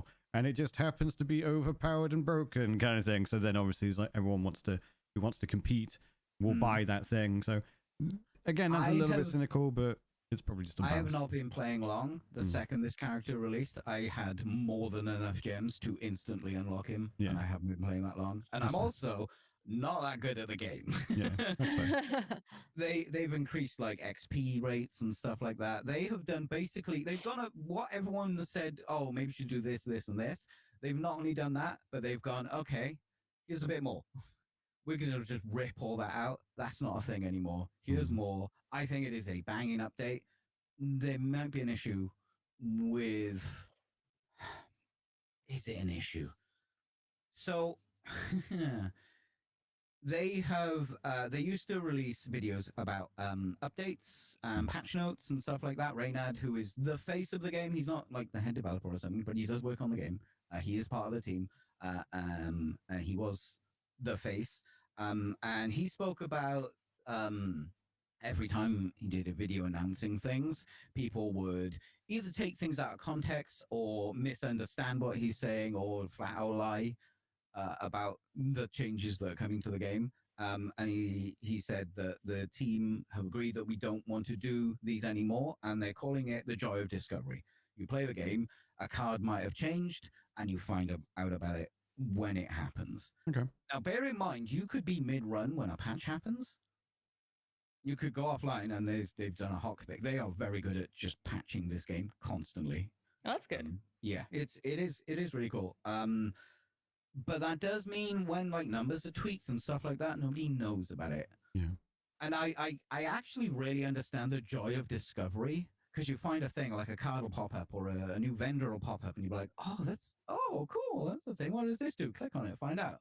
And I get that, and I think there is value in that. But I feel like there's somewhere to meet between the joy of discovery and absolute radio silence. Mm. And maybe like you can get patch notes if you go to Bazaar, which is a third-party website that scrapes data mines and goes, oh, here's the changes and stuff like that. So you can find them. It's not like they're nowhere to be found or anything. But I feel like there is somewhere we can meet where, hey, we've tweaked these numbers. This no longer does this thing. This does this, and the joy of discovering a new thing.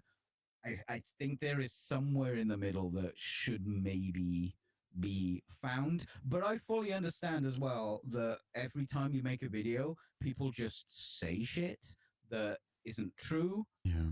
But maybe they're saying that because they're misunderstanding because the communication isn't great. And I'm not sure cutting off all communication is the fix to that. I do not know what the fix is for that, by the way. It's an interesting one because obviously Bungie did something similar with Destiny, where Destiny, the community team were very like, let's keep you in contact and tell you everything all the time. And then the community just got really fucking toxic with them, would harass people in the community teams and developers and stuff like that. Developers who volunteer Gamers time. getting toxic? Yeah, right. And then like obviously it led to being like death threats and stuff like that. And so I can understand, especially as like someone who is part of the Path of Exile 2 community or the Path of Exile community, where generally the communication is quite good. And even when there is blog posts that explicitly say, this is not all of the changes that we've come up with, this is literally what we've worked on today. Like, there's a bit of controversy going on at the moment where they've literally been like, this is what we did today, and there's more coming tomorrow, and we'll tell you about that tomorrow. And then people will be like, is this all you've done? And it's just like, today, there's more coming. Sure. Yeah, so, like they have a Discord that I'm a member of, and they make announcements all the time and stuff like that. I would like a bit more communication and maybe some patch notes, better patch notes that maybe explain certain things, but then don't ruin the mystique and mystery of the like discovering new stuff. Like I understand that. I want that. That sounds cool. Like I'll be in a shop and like, this is a different thing. I'm gonna try that thing. Like I get that. That's really cool, and I do want that. But maybe if you're tweaking the damage of a 4-second cooldown by like 1, maybe let me know that, because that might be part of my build and stuff that I don't know. There is, like I said, I don't know what the fix is, but I don't want radio silence, but I still fully support the joy of discovery as well. I do fully support that concept. think that's a really good segue to the thing going on with Path of Exile at the moment. So with Path of Exile, they have done the Dawn of the Hunt expansion, or League, let's say, and it was so big in terms of changes that they could only list the nerfs, and they didn't list the 100+ unique items or the 100+ support gems. So a lot of people were going in blind with it, and there was some discussion about that. And I as a like content creator had to think about it and go, okay, well that means I can't do like theory crafting builds and stuff beforehand, so I can't make the content. But then I also thought, as a player, like I do like discovering things and like going, oh, this is one of the new uniques, sick, what does it do, you know, and all of that. Unfortunately, it has somewhat backfired though, because a lot of the changes that they weren't able to list in the patch notes because they were already so gargantuan has led to the campaign experience being a lot more difficult that people weren't anticipating. So PoE 2 at the moment has actually been review bombed, so it's mostly negative. Oh, yeah, but interesting. In response to that, they've been making like changes. They've done a patch on Thursday. They're doing another patch sometime in the next few days, where they've basically changed a whole bunch of stuff that were like both long-standing complaints and things that became apparent with the first week of Dawn of the Hunt. And the game already feels like quite turned around in terms of the campaign. It feels a lot better already and things like that. But yeah, it was something that a lot of the creators were talking about. They were like, oh, well, I don't know what build I'm going to start with, because traditionally with PoE, you usually make your league starter, so a character that's low investment but competent enough to do the end game at a reasonable pace, to find gear to then make a second character who's going to be then your beefy motherfucker who just needs a lot more of investment but will destroy things in seconds. But because we didn't know anything about the changes other than the stuff that was being nerfed, no one was able to basically do anything. You could do some slight theory crafting because we had like the ascendancy for the Huntress and stuff like that, but you didn't otherwise know what items would synergize with it. You didn't know what passives were being changed on the passive skill tree. You didn't know what the new support gems were, what the new uniques and all that shenanigans were. So a lot of people were going in blind, which in terms of discovery has been fun, but in terms of difficulty, because of the changes they also made to the campaign and monsters and stuff, which were more of a symptom of the changes that, because basically, obviously, PoE 2 is supposed to be a lot more engaging and a lot slower compared to PoE 1, where you press one button and it deletes the screen. Obviously, in 0.1, from December up until now, there were builds that were discovered that made it feel as quick and in a lot of ways quicker than PoE 1, and these were obviously exceptions. So they wanted to bring down these exceptions into parity with the other stuff. And then what they ended up doing was also like nerfing the campaign accidentally, or buffing, I suppose, the campaign. Right. And so yeah, because you're not as strong. Yeah, so a lot of people have then have basically quit, and hopefully they'll come back because they have reacted to the feedback very, very quickly, in my opinion. But it just goes to show that even with the best intentions, if you can basically turn your player base against you so quickly. Like they did an interview recently with Zizarin a couple of days ago, and the interview was a little bit spicy because you obviously had the two directors, Jonathan and Mark. Mark has got like creator experience. He used to be just a player who then used to stream his games and then ended up working and is now co-directing the game. And they had Jonathan, who's one of the founders of GGG. So at the beginning of the interview, Jonathan's quite defensive about his baby, his project, and you got Zizarin, who's trying to represent like a substantial part of the community and wants to ensure that the community gets heard. So there was a little bit of contention at the beginning of the interview. Okay.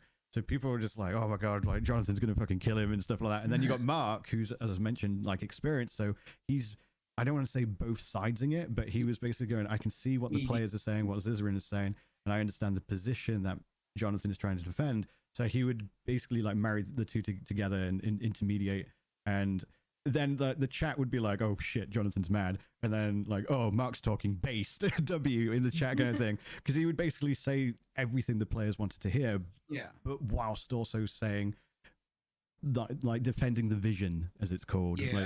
So like, and when I say the vision, that's literally what people call it. It's a tricky problem, though. It is very, very tricky.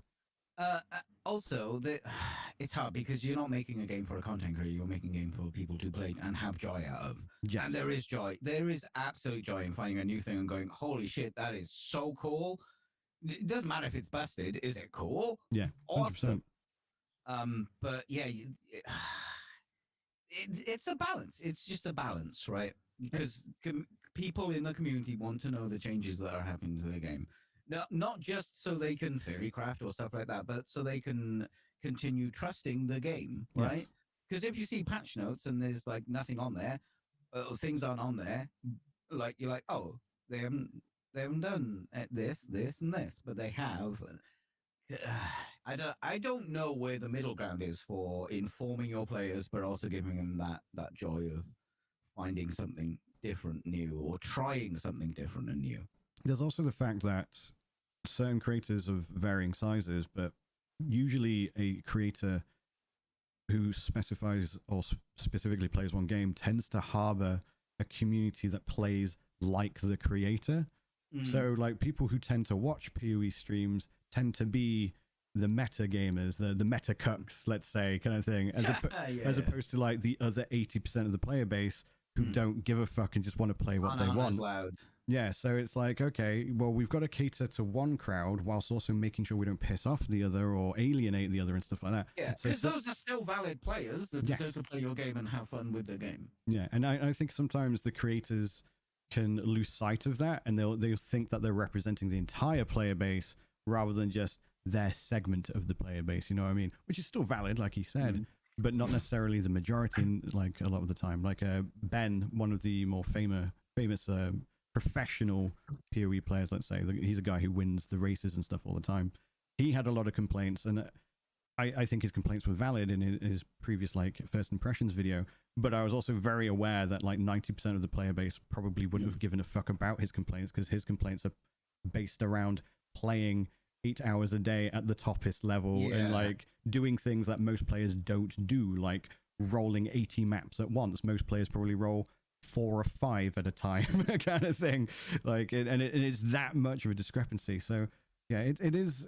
I think GGG still have a lot of goodwill, and especially with how quick a turnaround they're making with these changes. I also think that gamers really need to just learn what the fuck early access is as well. Like they really don't treat it like early access, and they absolutely should. But when there is a product that is available for you to get, purchase or not, there is the criticism is still valid. It's still a thing. It's still a product. Like, but yes, you do have to give them concessions for things in access.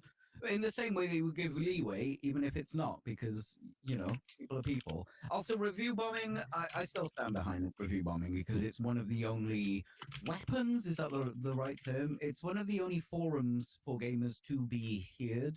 Yeah. Did I say heard correctly, Brian? You did not. Continue. I tried so fucking hard. It's like, it's the only place they've got to go, hey, I'm not happy with what you are doing. Boom. And that developers pay attention to that, because that's like, if it's on your Steam store, that is affecting sales. 100%. Yep. But I think it's right. It's the only way, because you can't just go to a developer and ask them to change the thing, really. And you also can't fucking give them death threats and shit. Yeah. Like, there's definitely a line. Yeah, I think review bombing is actually good. I do think it's good. Sometimes it can be misused, but it's the only place gamers can go to voice their opinions sometimes. Yeah, 100%. Yeah, hopefully it gets turned around. I am looking forward to more PoE 2 personally. I'm going to be starting to play Last Epoch on Thursday, which is their next season. They're making a lot of massive changes as well. And then there's No Rest for the Wicked at the end of the month as well, which is coming up with their like next big content update. So much coming out for you. You're so excited. Yeah, well, the thing is, like, it's stuff I'm actually stoked about, but it's made making content for it really tough, because usually I would have a couple of build guides for each game, and I literally don't have the time to make more than maybe one. So I'm just like, like, I just wish it would spread out over a couple of months, and I would have been so much happier with it. I also still really want to play the first Berserker Kazan, so maybe I can slip that in before I have that game. I haven't gone very far in it. Yeah, like, I was tempted to get it before, between like Monster Hunter Wilds and PoE 2, and then I ended up like not going for it because I wanted to get into the thing so I could play that with someone else. But now that's gone in the shitter. So now I'm like, oh, I should have just got first Berserker Kazan. It's funny because it picks up from where you left off on the demo, and when Kev picked it up for me, because I think I just finished. I forgot what I just finished at the time, and I went into it and he was like, "How's it going?" I'm like, "I know why I stopped the demo. I got really fucking lost, so I keep going in circles for like over an hour, and I'm like, I don't know where I am," and I kept dying. That's me playing like, FromSoft games. Well, it's like, I need to give that game a fair shake, but I've had like so many games I've been working on that it's hard to go from one. Oh, I was playing Wukong. Yes. I was just done with Wukong. That's why he got it for me, and Speaking of giving games a fair shake, you've been playing Death Stranding. I not only have been playing Death Stranding, I beat Death Stranding. So Peachy put into the universe last week asking me if I thought I could beat it by the next episode. And I was like, I think I can. and I did. So the last place I left off at, I think it was chapter 3 or 4 when we were talking about on the disc or on the podcast. Just Thursday I beat it, and I haven't uninstalled it. I actually plan on picking it up on Steam when it goes on sale because I really want to mod it. Right. But I really, I'm really glad I took my time. I went back and gave the game a fair chance, because I was explaining it before we started recording that the last time I played this, I always want to preface this because it sounds like I'm joking, but it's really not. I used to game a lot while inebriated, and when I would play games like, and I did play Death Stranding when it first came out. I found my old save file from then, and it had 8 hours. I know I only got through the first 2 chapters. I don't know what I was doing for 8 hours. But I likely got either confused or bored. And Right. it's not that's not a fault of the game. It's like I just do that sometimes. Yeah. So going back, I think what it was is like, I remember Epic Games gave the game out for free, and I was going to stream it, but my computer, going back to what we were saying about me getting a new computer, my computer can't handle like really high fidelity games simultaneously while I stream. So my computer could play it, but I couldn't stream it, and I really wanted to stream it because I thought a game like that would be fun to experience, like as a group, as a community. And so I upgraded my PS4 copy to the Director's Cut PS5, and I've just been playing it nonstop. I just really, I really enjoy the gameplay loop. Like I've been posting about it like on my threads and everything like that. And I've talked with people because I have people in my chat and also on threads asking me if it's worth playing. It is one of those games that I can't recommend like right away, because that the first area you have to get through, because when I was streaming it and I was going through right before I got to Port Knot City, I keep wanting to say Port Knot City. You dropped down. Yeah, I got really frustrated at one point, and I was explaining this to Peachy that I was going back and forth because I have like that FOMO aspect in my head where I play games and I fear that I'm not going to be able to go back to a new area when I'm told that we're going to leave. So I wanted to get as much possibly done. Some people in my chat were thankfully they're telling me like, don't worry, you can go back. Don't worry. So I did leave, and I did end up coming back twice. But I got the BT segments where you have to hold your breath, and especially early on because you don't have all the gear that's unlockable. What I really do appreciate about this game is that feeling of efficiency that you get when you're playing is like you start unlocking all this stuff, like the power skeleton. The power skeleton is a big upgrade because you start min-maxing your deliveries. Yeah, and not only that, you get them thick guys. Yeah. Guys save lives. That's all I could look at. I was like, man, I look thick. It was great. Did you try and look at his PP? No. Oh. No, I didn't. Okay. I'm a lady. Maybe go back to that.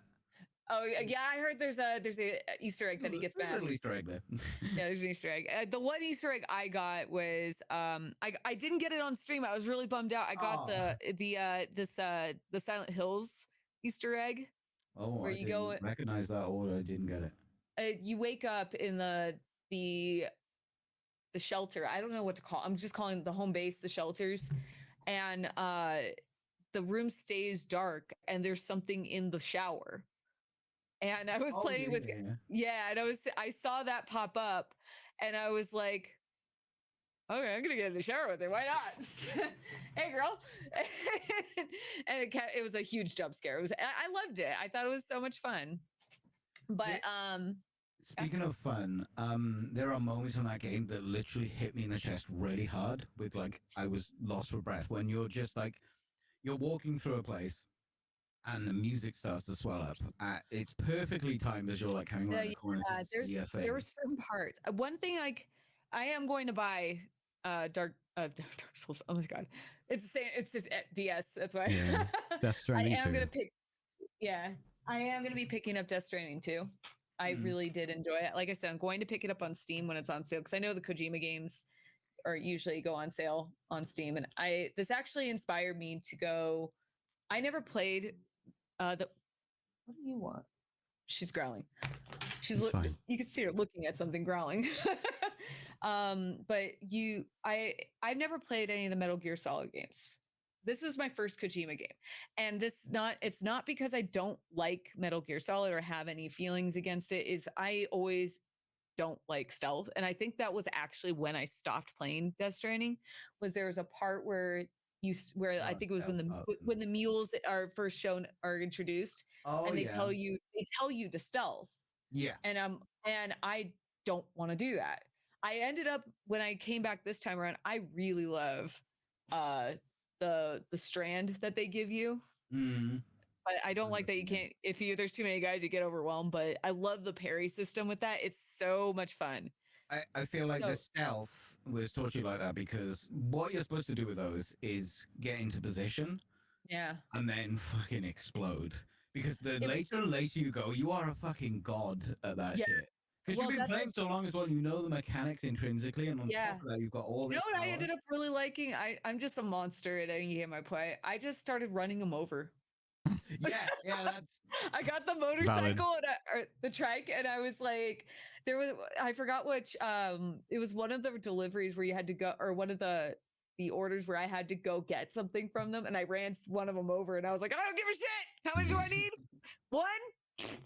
Got it. And I'm just like white scarring everywhere, trying to just run them down, but what I was saying is there's two aspects to this game that I wouldn't call this a walking simulator. I call it a hiking simulator because you have to plan out your routes.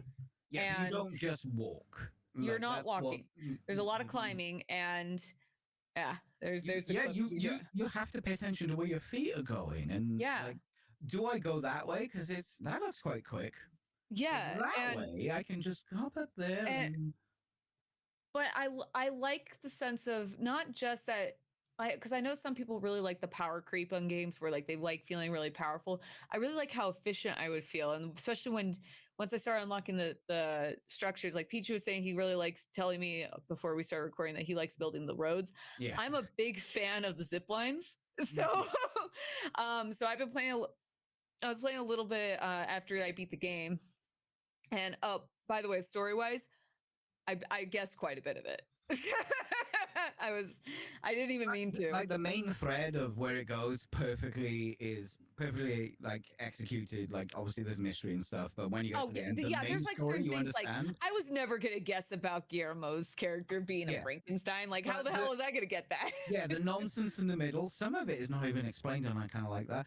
This game actually taught me what a game director does because it's such a nebulous term. Oh, I'm a game director. Okay, what does that entail? There's like things like, I mean, we're gonna get into a little bit of spoilers, but this game's old and older. It's 5 years old.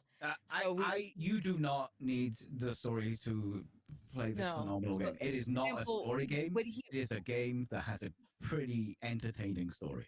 Right. And like there was a lot of things where I kind of like pointed out like just more just like over observation, like the Amelie and the president being played by the same actress. So I was like, I have a feeling that's the same person. I don't think it's her daughter. And got it. but that's not where his twists are, is it? No. Well, there was where with the memories with Mads, like all the sequences, I was starting to put together that it was Sam was probably the baby. Ghost baby twist. Mm-hmm. I was like, oh. Yeah. No, there's like, well, first of all, I was like, what the fuck? And then I was like, oh. But what I was saying is, I've never played a Kojima game before, and I do have a newfound appreciation for his games because this was my first time actually giving the game a fair shake, giving it the respect that it deserved. And I'm a kind of player, like I love trying to figure out the mystery on while I go, and sometimes I'm wrong and sometimes I'm right. Mm-hmm. And this there was quite a few things that I was like, that's just straight up nonsense. Like I think it was the cutscene with Hartman. Hartman made me laugh. I love him. And when you figure out what the fuck's going on, you're like, okay. Yeah. But there was this cutscene where he's describing, like, he shows the mammoth and then he shows the Neanderthal, and he's like, they all have the same umbilical cord. And I was like, come the fuck on, dude. Really? And then just every time he kept going down, like, they all share the same umbilical cord. It's like, fuck off. Just go fuck yourself. That is silly. It's funny as fuck, but that is just straight silly. I think it's understood that it's silly and out there. Yeah, I like and that. it's Kojima. Kojima. There is a lot of Kojima in this. There's more Kojima in this. And like this is and like I said, it gave me a lot more appreciation. Like when I have reactions like that, that's not like a genuine like fuck, like getting angry. It's like sometimes the ridiculousness like kind of it tickles me a little bit. I'll be like, that's like my only reaction. Like I'm fighting the part of my stream that Bryan's showing is like when I was fighting the giant whale, where I did at one point say, can you imagine that there's a final boss and it's a giant whale? Because there's so many dead whales. So like that's what I mean. Is I'll make comments. I make comments like that, and like I'll accidentally be right. Where but there at this point there, there's a lot of pseudosexual mom stuff in this game. That was that I pointed out. I was like, I had to ask. I was like, could you my mommy shoes? I think Kojima's sexuality comes out in that game. Yeah, there's a lot of weird mom shit going on, and but like I got eaten by a whale, and it's like I'm just angry about just the ridiculousness about it. But like I said, it's batshit insane. That story's but I really do appreciate the like how you could feel like not just how much more capable you feel the longer you play, but one of my favorite things would be I would load up the game and it would tell me, or while you're playing, and it tells you who's been taking advantage of your structures.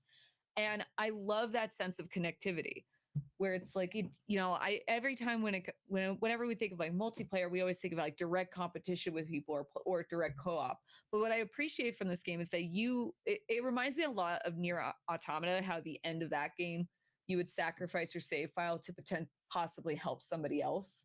Like that's like the message that they're trying to do. And they even phrase it like it might be someone you don't like. And I got very similar deja vu with this game where while I'm going around, I'm just dropping like my zip lines everywhere. Like I have one, I'm trying to max out the starting area right now. And I have my zip line network to the wind farm can get me across the map in 2 minutes. Yeah. It's great. But I'll load up the game and it tells me how many people were using my zip line. And it's like, that's awesome, dude. Like, I love that. I like picking up some random person's delivery and go, I'm gonna do it. I got you. Yeah. I got you. Or like even like something as simple as at the way end during the credits, there's a section where they say, these are the people who helped you. And I was like, that's so like, I'm such a sucker for like helping each other, and just like maybe that's like the little my little bleeding heart where it's like I really love going through the game and it's like communist.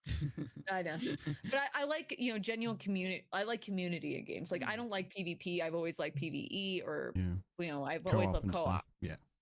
Yeah. So this concepts like that really tickles me in that way, like in a good way, where like instead of like the story of so much of like, because some of the story kind of felt a little ham-fisted at points where like, and that's my opinion, where like the everyone being together, like I get what they're trying to do, like everyone's wasn't it? Yeah, it's the message. Yeah, and that's why I said it kind of felt a little ham-fisted, because what actually delivered on that message more was working together with other players. Like I think it all went into that, right? And right, I get what you mean.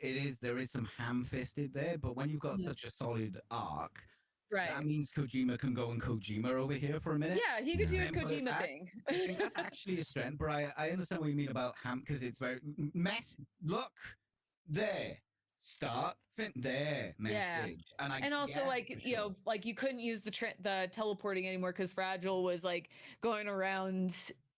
Like she was teleporting everyone else, and it's like, you gotta walk all the way over there. It's like, I gotta deliver my fucking ass.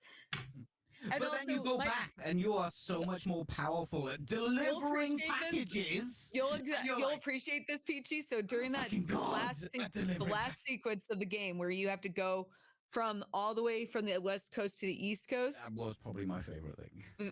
Well, this is how I handle it. I was wandering around, I'm like, okay, I'm going to use some of these like different areas, like different preppers as checkpoints for myself, so I could save really quickly.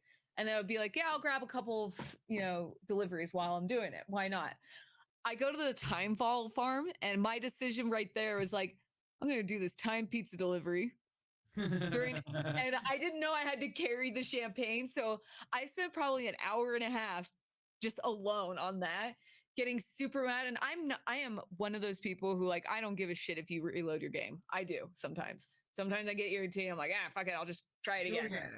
Do it again. We're doing it live. And the amount of time, like I get to a point where I'm like wandering and I do the most like the dumbest delivery choice. Like, why would you do the timed pizza delivery? We have to keep the pizzas upright. It's raining as like all fuck, and now you have to carry the champagne in your hand so you can't use a vehicle. Right. So I mean, What? Sorry, go on. I was going to say, to summarize, to wrap things up, you are very into the game. Would I'm going to go recommend at the end of the it year after the first 10 minutes? I would recommend it if you are willing to stick it out through the first area, so which would probably be about 8 to 10 hours, which is a lot. Ooh. But it does open up a lot after that when you go to the next continent. Tutorial. Yeah, you are not continent because you're crossing a like next area. It's America, isn't it?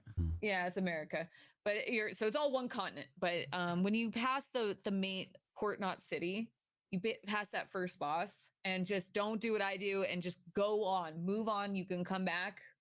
You'll start opening up the game. You start unlocking all these structures, and it really does feel, like I said, the efficient, like you start feeling like you're getting better. You feel like you're improving. You feel like you know how you can handle these things. You could tackle these things. When you unlock the chiral network in that area, you could start building your structures. You can use other players' structures, and it feels like everybody's working together, and it's great. But if you don't like fetch quests,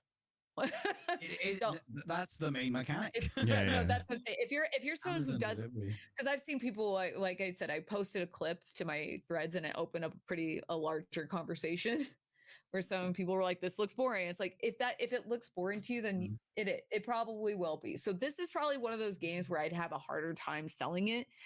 I would always suggest people give it a chance. Give it a chance on your own. If you don't think you're gonna like it, then I wouldn't continue. Can I slightly disagree with you? That's fair. I think that yes, that is the mechanic, and a lot of people might find that kind of boring. I found it absolutely engrossing, but a lot of people might find that boring. But I did too. I like fetch quests. So. But I think the story is so wild out there that you will get something from that. And when you start getting to the mad stuff, that stuff is like cinematic. Mads was my favorite character.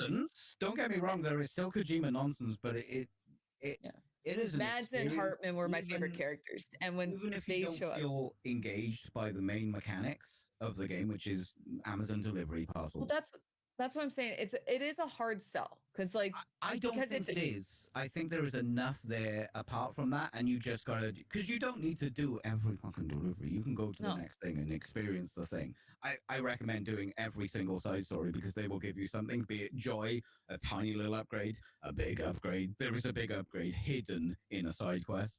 I don't want to. Yeah, I fucking love that game, and I don't think that if you find the mechanics boring, you shouldn't play it. I think you should have a go because you will start to enjoy the skill that goes into the normal mechanics. I'm more meaning that it does get better once it opens up. I'm saying it's a hard sell because of how long it takes to get to that point, and that's what I'm getting at. I get what you mean. Yeah, because I really do think it's very worth playing. I think the story is great. I think the gameplay loop is very relaxing at times. And I find a lot of, and I already explained where I find joy in like the community aspect and how it works. But I understand that it's not going to be a game for everyone. Yeah, that's fair. It does make me want to, at the end of the year, I'm going to try to pick up all of the Metal Gear games, and I'm going to go kind of like how I did with Mass Effect this last year. I'm going to play through all of the Metal Gear series. Oh, I can't wait to talk about those in a podcast.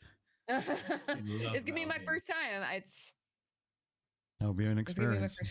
I'm gonna have to play them offline just so I can converse with you because there's so much I want to talk about Death Stranding. The one that's actually surprising is I think Kev has it. Thankfully, we have to go to our storage unit. He has a PS3.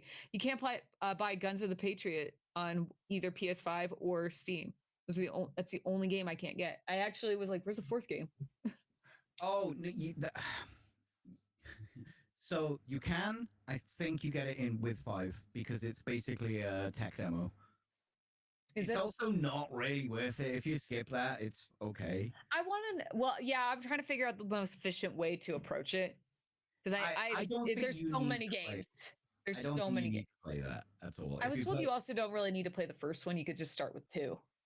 Oh, the first one. No, First. no. Metal Gear Solid. Yes, you need to play that. PlayStation 1. Yes, Yeah. if you play any of them, play that one.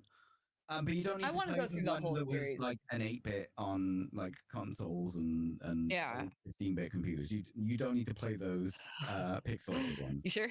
Yeah. Because you kind of play those as you go along through the other ones anyway. Okay. But you Well, definitely need to play Metal Gear Solid, the PlayStation 1. Well, Oh, you don't have to okay. play that. I was gonna play it anyway. Just I was gonna play it. don't play the 8-bit ones. There's no point. Maybe that's what I misheard.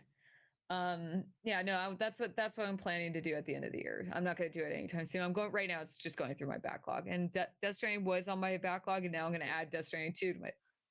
Congratulations on working on the backlog. No need to apologize. Lighting a fire and a freaking Pulp there.